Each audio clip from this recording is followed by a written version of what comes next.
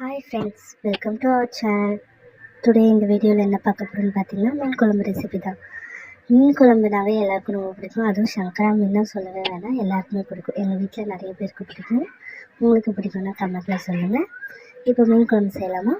First கடாய் எடுத்துக்கோங்க. நாங்கள் மீன் குழம்பு செய்கிறதுனாவே இந்த கடாயில் தான் ஸ்பெசிஃபிக்காக பண்ணுவோம். கொஞ்சம் எண்ணெய் அதிகமாகவே ஊற்றிக்கோங்க. மீன் குழம்புக்கு கொஞ்சம் கடுகு போட்டுக்கோங்க, வெந்தயம் போட்டுக்கோங்க. வெந்தயம் ரொம்ப குளிர்ச்சி நம்ம உடம்புக்கு. அதுக்கப்புறம் பூண்டு கொஞ்சம் ஆட் பண்ணிக்கோங்க.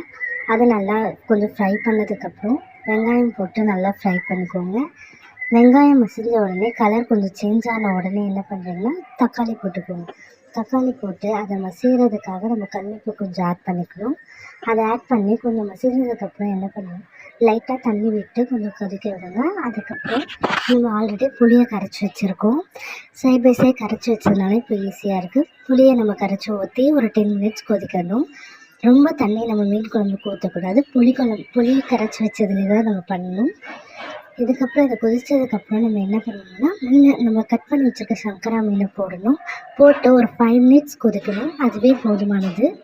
கொதித்ததுக்கப்புறம் நம்ம இறக்குறதுக்கு 2 மினிட்ஸ் முன்னாடியே நம்ம கருவேப்பிலை கொத்தமல்லி போட்டு ஆட் பண்ணிக்கணும். ஆட் பண்ணிவிட்டு இறக்கிடலாம். சுட சுட சாப்பாடு ரெடி.